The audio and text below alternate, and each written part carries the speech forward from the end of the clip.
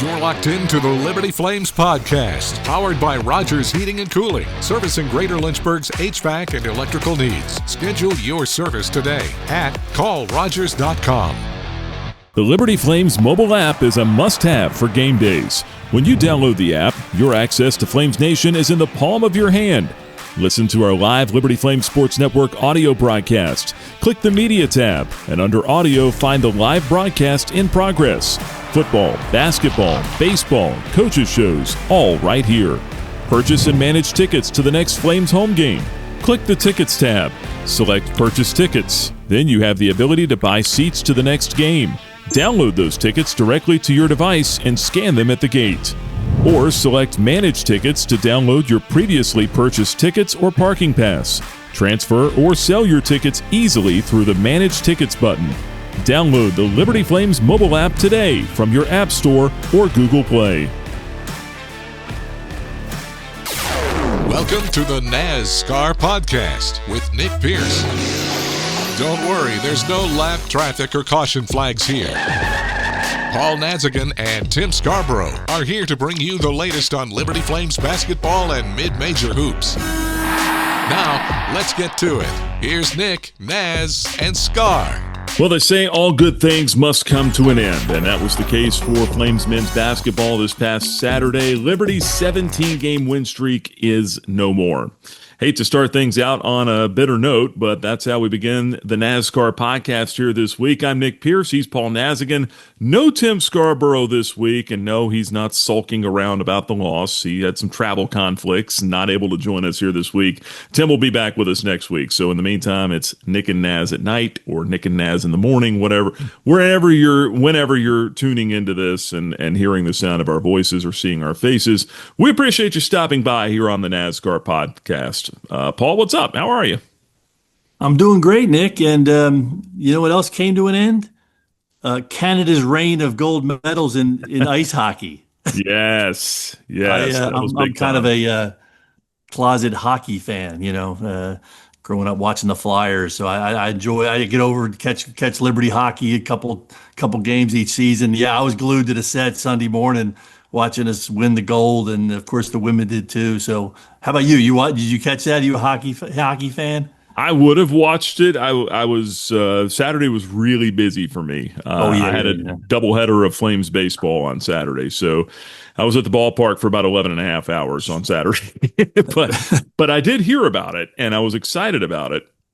I'm not a huge hockey fan, but anything around national pride, the Olympics, I'm all about it. So I would have been tuned into that had it not been for other obligations. But I do enjoy Flames baseball too. Don't get me wrong. But no, that was thrilling. That was exciting. Kind of a way to salvage Saturday, I guess. That's right. Sunday. That was picking me up after what happened Saturday night. But we'll get into that in a little bit. But no, good weekend, and some things, as you mentioned, some things changed, and. It's part of basketball. And wait, was the hockey game Saturday or Sunday? Sunday. Well, it was broadcast here Sunday morning. Oh, okay. I thought it was Saturday. So I could have watched it. Yeah, the women. I think the women's that might have been Friday, but or maybe Saturday. But yeah, it was on Sunday morning, so I caught that before church. Well, dang it, I'm upset I missed that now. Well, I'll catch it again here in a couple of years, I guess, and hopefully won't have to wait 45, 6 year, whatever it's been since the last time. 1980, the Miracle on Ice. Yeah. It was rough on Saturday for Flames Nation. Western Kentucky came into Lynchburg and earned that win and snapped Liberty's 17-game winning streak, second longest streak in the country. Flames are now 23-4, 15-1 in Conference USA. Still on the doorstep of claiming the outright regular season Conference USA title. However, the Flames need either a win or a Sam Houston loss, whichever, to clinch the conference championship outright and the number one seed in the Conference USA tournament next month in Huntsville. The longest win streak in CUSA now belongs to Western Kentucky at 4.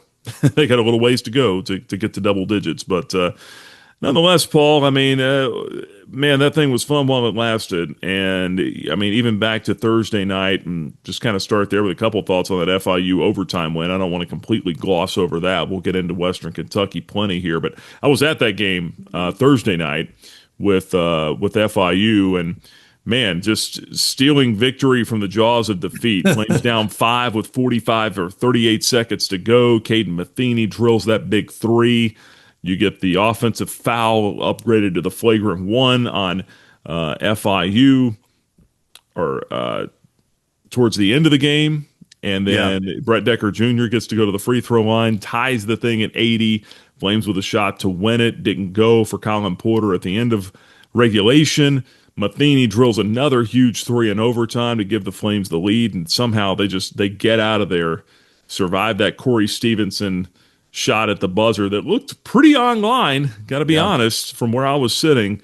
Flames got out of there at 90-89 over FIU, and it just kind of felt like, man, just the way that this has been going.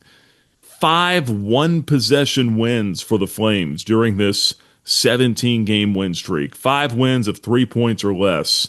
A couple of them that went to overtime with FIU. A couple times somebody's throwing one up at the buzzer to beat you. It just felt like eventually someone was going to get the Flames, and it happened on Saturday. Yeah, and you know, some of that may just be the numbers balancing a little bit, like you mentioned. That Liberty's made some great plays in several games and have found a way to pull it out. And you know, so it's not a fluke, guys. You know, we mentioned these guys. You know, Porter, Matheny, Cleveland, Decker hitting big shots, Harper making a play, and so you know they've earned these victories. But what you see also is the rest of the league kind of, you know, chasing down the leader. And, you know, some of it's interesting, you know, like typically when you win a game, and this is in general, like when you win a game, you say, hey, we had a game plan, we executed it, and it led to a victory. We're not going to change it. But the teams that lose go, well, that didn't work. Let's try something different. So over those 15 wins in conference, Liberty's like, hey, here's how we play. You know, we share the ball, we shoot some threes, and everyone else is saying, well, that didn't work, let's try something else. And so that's one thing Liberty's had to kind of deal with is night in, night out, you're going to get something different. And little by little, teams are kind of figuring out, let's try this. And we've seen those close games. And most of them, Liberty came out on top with some great play. But, you know, Saturday night it didn't. But in that FIU game, Nick, I don't know, you were there and you know, your little guy was dancing and he was into it. It was a really like good game, and then it turned into a really strange game. Like some of the calls, some of the plays. Yeah, three flagrant ones in that game. Three flagrant ones. Probably should have been none, or maybe one. Some big shots, some missed shots. But I think you'll agree, though, if you're going to call that first flagrant one on Caden Matheny, the next two had to be called on top of that. I agree, and that's what, you know, the whole place kind of went hushed when they went over to the table, and you're like, exactly. And so they came out that way, and I mean, again, guys stepping up. I mean, Matheny hits that three to cut it to 2, and Decker's got to go to the line with the whole place, you know, holding their breath. And man, he just stepped up and hit both of those. And you know, the other team, you know, Stevenson, you mentioned Stevenson. I mean, he was just rising up over people. A lot of times, you know, Porter was on him, and he was having a night. And when that last, like you said, when that last one, he got a clean look and thought it was going to go. It didn't. And then, you know, Porter's poke away too, as Zaudy Jackson was bringing up the ball, was a huge play. Just those guys never quit, and pulled out another one in overtime. So, I mean, again, I know we'll look ahead, Nick, to the conference, but you know, there's a team that's fighting for its life to be able even to make tournament, and they're taking Liberty to overtime. So, man, no nights off. No. And Corey Stevenson finished that game with a game-high 23 points, and then turned around 2 days later against Missouri State in Miami and drills a three from the corner to beat them 70-67. I think it was like 2 point something seconds left after he hit that three. It was the game-winning shot, essentially. Yeah. So, I mean, Stevenson, a player, FIU much improved from last year. You remember last year, they were kind of the one team in the league that you looked at and said, okay, maybe there's, won't say a night off, but maybe there's, where a chance where we can get away from somebody. That's not the case now. Jeremy Ballard's got them playing exceptional basketball this year. And look, I mean, to your point earlier, the Flames have taken everyone's best shot. Western Kentucky on Saturday. I wasn't there. I didn't get to watch. Like I said, I was at the ballpark, 18 innings on Saturday. I was tracking the score. I was talking to people afterwards. Both head coaches, Hank Plona for Western, Richie McKay for Liberty, both head coaches get technical fouls. Hank in the first half, Richie in the second half. It was a physical basketball game. Was it anything out of the ordinary, though, from what you've seen? Not necessarily, no. It was just going to be, I think they really prepared themselves for two things, like a hostile environment, and they were playing with an edge, and that's what it takes when you go on the road. But what's interesting about them is so as I was, preparing for the broadcast, and actually kind of said this in our open, I really had seen them turn a corner because you'll remember this, but Liberty, when we played in Bowling Green towards the end of the game, Tegan Moore hits the floor hard and he ends up going out into a concussion protocol. He missed 5 games. Mm-hmm. Had only played one since we played him out there. And what happened is I kind of watched some of these games. So you lose your best player and their leading scorer, a guy that's just, man, he's talented and smart and he's just the core of that group. He's out. I mean, that would devastate some teams. But they came together and other guys stepped up and took on bigger roles. And so as they played through that, they get better as a team and then they get more back. And I mean, so it's like I said, I think they really, through adversity, through something that could wreck a team, man, they kind of found themselves and they are playing really good ball. And I said, I expected a great performance from them, but not quite like the like of what we saw. Yeah, and you might remember, I mean, that game where they went to Middle Tennessee, and they missed Armello Boone, I think, for a game or two on top of that with an ankle. That's right. That's right. They went to Middle Tennessee, and I thought they kind of handled them the night after, 2 nights after Liberty went out there. So you're right. I mean, they've just kind of come together, and but yeah, it was physical. They had a really good game plan, and you'll remember this because we did the game after we won at their place. But so we come out of there with hitting 17 threes, and you could see like I mentioned earlier, they said, we're not going to do that again. We're going to try something else. And they came out with the approach of just blanketing Matheny and Decker just all over the court. I mean, guys, the ball was in their side of the court, and he's over there, hugging Brett and Caden. They would not give those guys any looks. They were chasing them over top of screens because, those guys are great with, if you go under a screen, they'll do that handoff, and those guys can step back and just drain them. They were chasing them. And here's the thing that's interesting. Teams that can pressure the perimeter like that, but have a guy that's a shot blocker or a shot alterer. And you think about it, and they did, as well as FIU and New Mexico State, guys that, again, they may not be big scorers, but they got 6'11s in there that can alter shots. So it's protect the three and let penetration come and see if the bigs can alter shots. And that really was at play Saturday night. And we just couldn't really get much going. Well, I mean, you look back, Caden Matheny, the first meeting at Western Kentucky, 19 points. On Saturday, 6 points, 2 of 4 shooting. He didn't even get that many shots off. Brett Decker Jr. had 15 the first time around. This past Saturday, only 5, and only 2 of 3 shooting. I didn't have a chance to look it up beforehand, but I'd like to know where those numbers rank in terms of their what their season low is, and not just scoring, but like shot attempts, So to your point, I mean, it was they had a good game plan. Scary moment with Zach Cleveland in the first half. About midway through the first half, he goes down. He's clutching his knee. I mean, what'd you see on the play? He certainly came back into the game, and Coach McKay afterwards said he thinks he's going to be all right. I'm encouraged by the fact that he came back in. What'd you see there, and how scary was that? Yeah, I mean, terrifyingly scary, to be honest. I mean, the whole place, it was a great crowd, just packed house, and you literally could have heard a pin drop when he went down.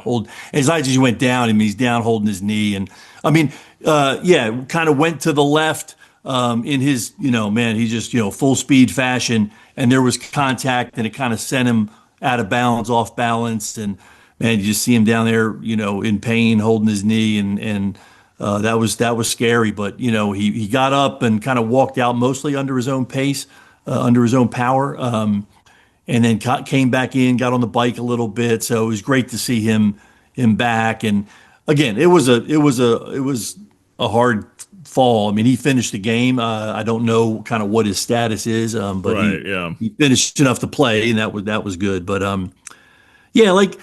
So, I mean, here's the thing, like, not to take anything away from Western Kentucky, they executed a good game plan, but in all fairness and honesty, like, we were not ourselves, and that's not profound. I mean, coach said that, and it was evident, like, a little sloppy with the ball, just not sort of, like, we're going to get the shots we want. We're sort of a little bit of like, we'll kind of get back and let's take what they give us. If you want to say it that way, like, I think we got a little content with, well, we'll just sort of, instead of saying we know how we need to score, where the ball needs to get to, and we're going to kind of impose our will. I think we were a little bit out of sorts, which, maybe led to that. I mean, here's the thing, like, it's one of these things where I don't want to overreact to the loss. Sure. But I don't want to underreact to it. Like, there's a reason we lost, I think we saw. If I may, just a few numbers here that jumped out to me, and I'll get your reaction. First of all, Western Kentucky took 14 more shots than Liberty. That's a problem. The Flames 6 of 21 from 3. To your point, not really yourself. They're running us off the line. That's an issue. Total rebounding minus 14, but then look at the offensive rebounding. Western Kentucky 10-1 over Liberty on the offensive boards, 19-1 on second chance points. Okay, and then you give up 40 points in the paint on top of that. 94-73 loss. When you start to when you start to lay all of those stats out there that the Western Kentucky's winning, it's not shocking that it's a 21-point loss and that you gave up 90 plus points, right? Yeah, you're right. And then maybe the one, I don't know if you said this, you might have, but the turnovers and the points off turnovers. So 21 points off. So you're right, Nick. You add kind of the second chance points. You add the points off turnovers, which, again, uncharacteristic of our group to kind of turn it over and let them kind of get extra possessions and things. So, again, like we say, like Liberty, even through the great winning streak, they're not perfect. Every day they're out there working on something and trying to get better. So like any team right now, they got some things to work on, and they know that. They're working on them now. So the loss is like, it is what it is. It happens. I mean, I made some notes. I'm sure you were probably resting after your marathon baseball, but I'm like, I went home and please I'm share. I'm looking at the scores, and I'm like, you know what? A lot of great teams lost Saturday night, to the tune of Kansas, Houston, Michigan, Creighton. I saw this. This was almost too poetic and perfect. So I was watching this women's basketball score. Duke women 15-0, lose to Clemson 9-6. So it's like, so it's like every weekend, every game night, like great teams lose. There's these conference games in all conferences. They're tough battles. People are figuring each other out. So, it is what it is. And like, all you got to do is say, what are we going to learn from it? Like, what's our resolve going to Well, be? and that's where I was going is so Yep. okay, you've got things to work on. It's sometimes easier to work on and address those things after a loss. Coach McKay even said after I think someone tried to tee him up for would you rather get it out of your system now? He's like, no, I want to win every game I coach, That's right. That's right. naturally. But there is a little truth to that, right? I mean, I would much rather, I think Flames fans would much rather see this team lose a game now than 3 weeks from now in Huntsville, Alabama, when it's all on the line, because we've talked about it before. There is no at-large bid here.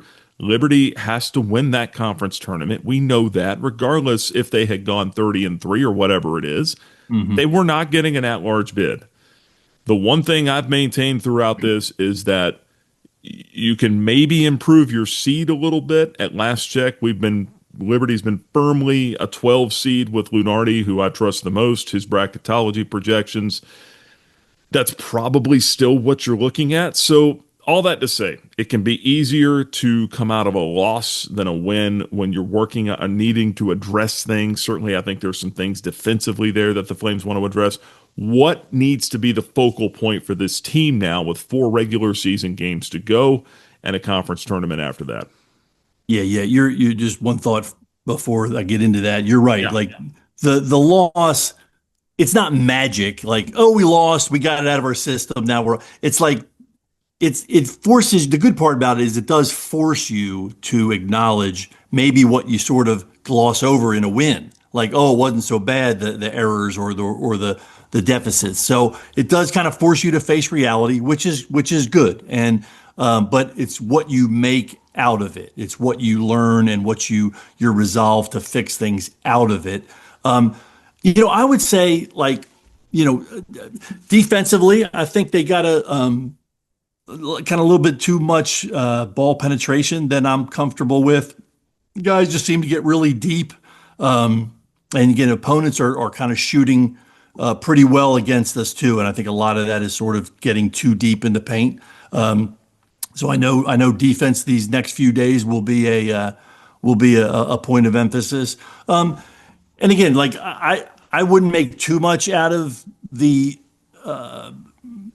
turnovers that all year. That's not us. I mean, our year year to year, go back 10 years, like we take care of the ball. So that may be just a little anomaly. And then just rebounding, which continues. That's just a concern.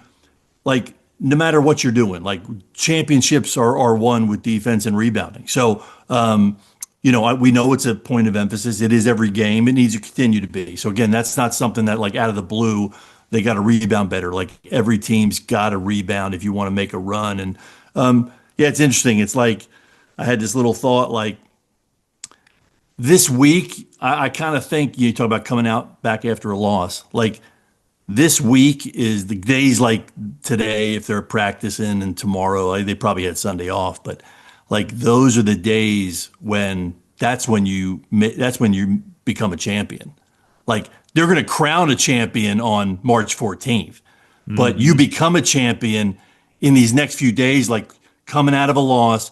Can we fix things? Can we get our mindset back to just being fierce competitor warriors? Like, that's where, like, these next few days and going on the road, which may be a good segue, going on the road, like, now this is what we're going to see what this team is made of. And there's nothing in me that believes we won't see these guys just get back and get back on the right track. They're great kids. They're great players. They are tough as they come. And so it's kind of, in a way, like, yes, I wanted the streak to go on, but it's kind of fun to see, like, hey, now it's on now. Like, well, you remember back to last year too, that loss to Kennesaw State at home on Senior Day. That's right. They didn't lose again until the NCAA tournament. That's what right. was that, like 5 straight wins after that? So a little bit of a earlier loss, I guess, this time. I mean, if they reel off 7 straight, which they very easily could, they just won 17 straight, right? Yep. So segueing to what's coming up here for this team. Before we get into that, though, I did want to point out, we're talking about teams fighting for their lives. The conference standings after Liberty, after Sam Houston, after Western Kentucky, those top 3, Naz, Those are the only three that I'm really comfortable saying right now. I think they're going to be in Huntsville, Alabama, because Kennesaw State, Louisiana Tech, Jacksonville State, all currently in a three-way tie for fourth at 8-8. That's only 2 games ahead of being out of the conference tournament altogether, because you've got Middle Tennessee and Missouri State both 7-9. And then you've got New Mexico State, FIU, and UTEP all tied for essentially one of those 3 teams isn't going to make it. You know, they're tied for the last 2 spots in the conference tournament. And then you got Delaware just a game behind them at 5-11. So you've got everyone separated by 3 games from 4th place to 12th place. With the 4 margin to play. is 3 games. Yeah, with 4 to play. Right. So it's like, you're exactly right. Like, somebody could go 4-0 and go shoot way up, and somebody could go 0-4 and be in danger of not making it. Like, how crazy is that? And again, what goes, it's the record, but there's a team connected to that record, and we've seen everybody have great games and win some games that probably on paper they shouldn't have. And then we've seen people lose games that you kind of are scratching your head. So this conference it's kind of amazing and unique in that regard, that you got sitting there, you got Delaware sitting there, and there maybe case in point, like a team that's been undermanned and injured, and they keep fighting and finding a way to kind of hang around and stay in the conversation, and again, teams that have, look at right now, you got like 2 weeks ago, Missouri State was right up at the top, pushing Sam Houston, and they've dropped back. Middle Tennessee is kind of trying to figure out, and they're floundering a bit. So man, it's crazy. I guess that maybe helps teams go, look, all we can worry about is ourselves, because you couldn't figure out everybody else if you wanted to. And again, the home teams took care of business, save for Liberty on Saturday. Kennesaw State, gritty win at home over La Tech in a game they trailed at halftime. Kennesaw State trying to get it going. They've won 2 in a row. New Mexico State with that big win over UTEP, 67-63. That's a rivalry game. They're now tied for 8th place in the league currently. And then a little bit of a dust-up there at the end of that game with Coach Hooten and Coach Golding and the handshake line. Not sure what that was all about, but everyone's just on edge right now, right? Sam Houston, they've won 9 out of 10. Yeah. They won 2 games last week, beat Jack State by 4 on Saturday. So FIU, the buzzer beater. I mean, how about Middle Tennessee? That all of a sudden is a big win over Delaware on Saturday, 78-66. They've been kind of free-falling here over the last 3 weeks. So exactly. I just think we're set up for a really fun finish here over these next couple of weeks. Speaking of Kennesaw State, though, that's the Flames' next opponent. And like you said, Naz, you're out on the road here for the next couple. You get Kennesaw State, 7 o'clock Thursday night down at the Owl's Nest. Then you go to Jacksonville State on Saturday at 6 o'clock. And one of the things you just talked about that Liberty needs to address, or has been wanting to address, or has struggled with all year, is the rebounding, right? Kennesaw State, 6th in the entire country in offensive rebounding. They average almost 14 and a half offensive rebounds a game. 8th in the country in total rebounds. That's a team that the Flames have already beaten, but that was a month and a half ago. And they're a different looking squad now. That's going to be a big-time challenge on Thursday night down in Atlanta. Yeah, Nick, and you hit the game key number 1 for Thursday night is absolutely rebounding. They are scary going to the offensive glass, you kind of mentioned being a different team. Yeah, I mean, you kind of forgot the Simeon Cottle. Everybody was like, he's out and that's 20 points a game. Well, R.J. Johnson steps in. He's averaging 17 a game. A kid that was kind of, in the shadow of Cottle, and with new opportunity and more minutes, and he's just stepping in. And so, him and they got a great rebounder in Franquan Sherman, and of course Braden Liu, who is certainly capable, maybe not scoring like people thought he would, but aside from personnel, Nick, like there's history there with Liberty and Kennesaw State, and some great games, some great rivalries and history, and then going on the road. That's a tough place to play. I guarantee it'll be packed out. So it's gonna take us kind of getting right and getting back to who we really are, and going down there and give a great effort to get back in the win column. RJ Johnson didn't even play in the first meeting, right? I didn't look at minutes, but he was certainly not. He didn't play. I don't know if he was sidelined with an injury or something, Yeah, but maybe. he didn't even play the first time these two teams played. Yeah, he has stepped in, and I mean that's just he just stepped up. You talk about guys getting the opportunity, and he is making the most of it. And they have, I mean, I'm sure they're not quite where they wanted to be, but they have found a way to play with that group that's still there. And again, you're at 8-8. I don't know, man. They're as dangerous as anybody at 8-8, as far as I'm concerned. Yeah.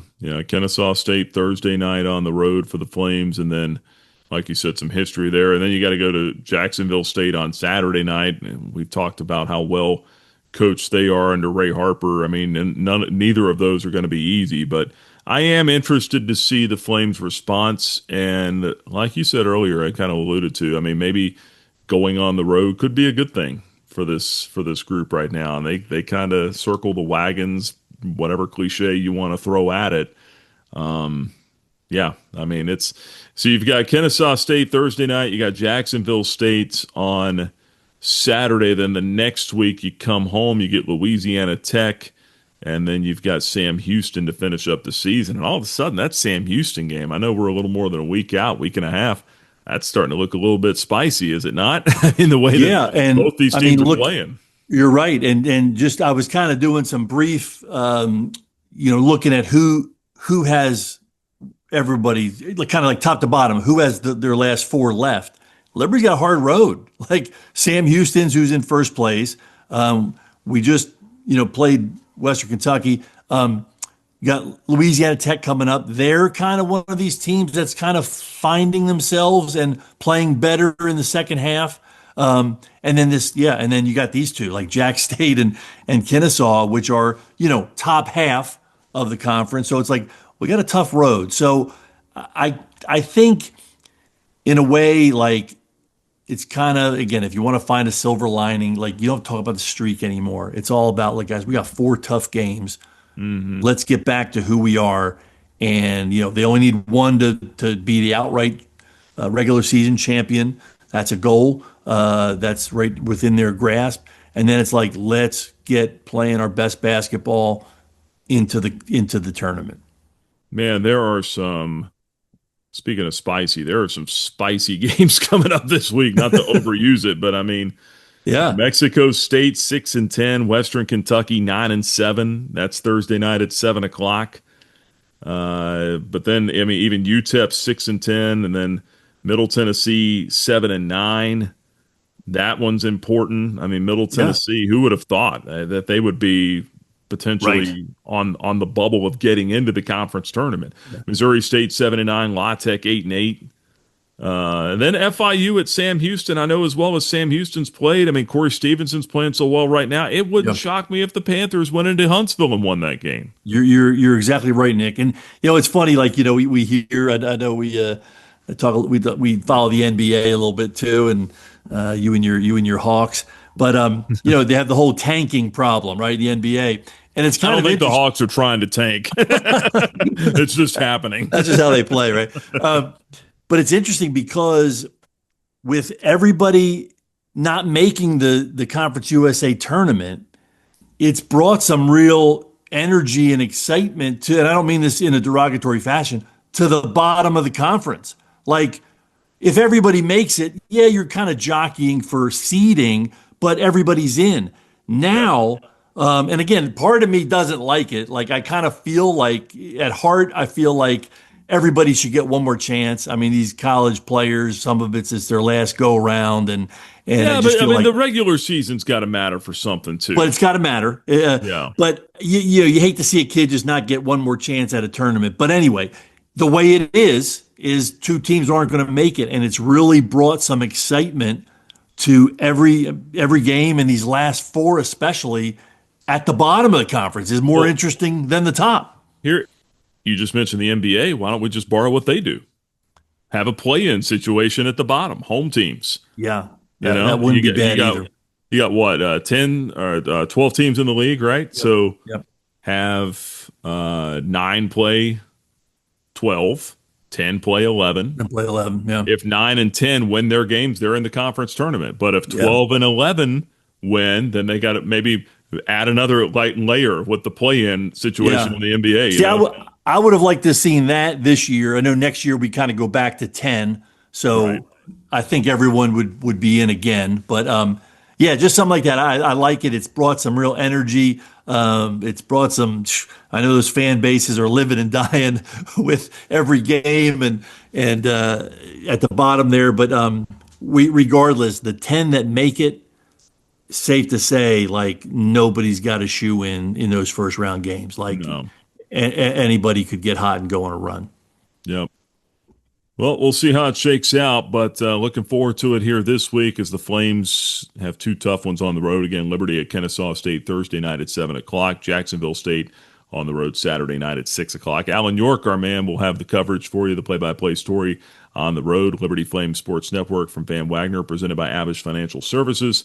And you can hear those games on the Liberty Flames mobile app or on the social media platforms, Liberty Basketball Facebook or Liberty Athletics YouTube, the not in the booth, but courtside cam. There you go, with Alan York and the live play-by-play. So hope you will tune in for that. That will just about wrap up another edition of NAZSCAR, or Nick and Naz here this week as it is. Tim Scarborough will be back with us next week. Looking forward to that. And looking forward to having you with us as well. If you've not already done so, hit that follow button, subscribe to the Liberty Flames podcast, powered by Rogers Heating and Cooling, servicing Greater Lynchburg's HVAC and electrical needs. Schedule your service at callrogers.com. Naz, appreciate it, man. Yeah, a lot of fun, Nick, and go Flames. Go Flames indeed. For Paul Nazigian, I'm Nick Pierce. Thanks so much for joining us. Enjoy the basketball this week, folks.